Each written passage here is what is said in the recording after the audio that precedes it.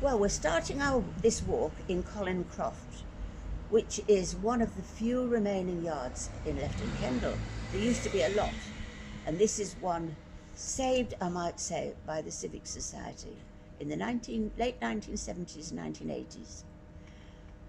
The yards, as the Victorians call them, began years and years, centuries ago, when the Baron and his castle needed some money, so he'd sell land off to the Kendal people, and gradually, over the years, over the centuries, they filled in.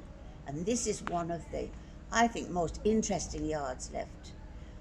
Now, I want you to picture, go back to about 1850, before the authorities started a Board of Health, because this was absolutely filthy and stinking. There was a drain that ran all down the middle, and it carried everything, all the effluent. There were 7 stables in the yard with, what you get outside stables, and everything from people's privies, everything just flowed down, across the road, down the next yard opposite, and down to the river.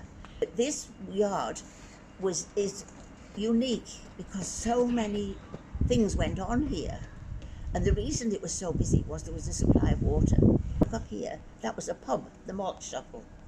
This here was a brewery, Colin Croft Brewery, now been turned into flats and apartments. And this house here, in front of me, you'll have to take the photo from me, that was where the ironmaster lived, and there was an iron foundry behind the bank. The bank was built in 1824 to a design by George Webster, the famous Websters. And the bank manager lived on the premises, and he had a garden. This yard's unusual because it wasn't a case of the big landowner or important people lived here and bossed everyone around. You had wealthy people and business people and the workers all living cheek by jowl. In the census of 1871, there were 70 people living in this yard. 70 people. And there was the iron foundry, there was a brass foundry, there was a coal yard, there was a timber yard, there was the brewery, there was a malt house, malt kiln, the blacksmiths, which we'll go past up there.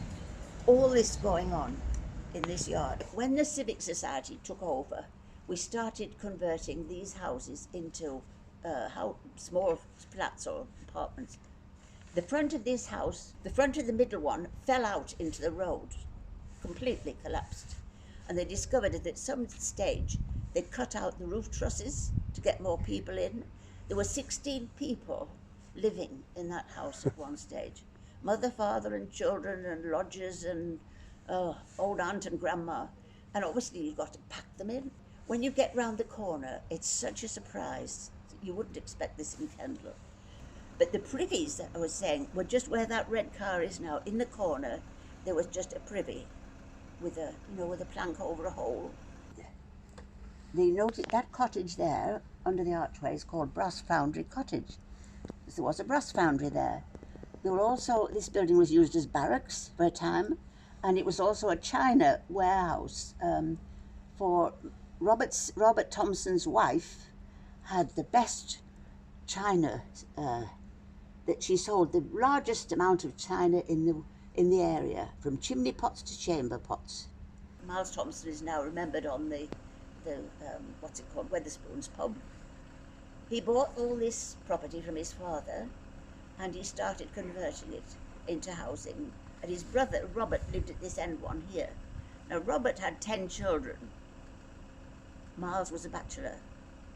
So Miles built this house for his brother, and then he kept on having more children, and the house got smaller and smaller.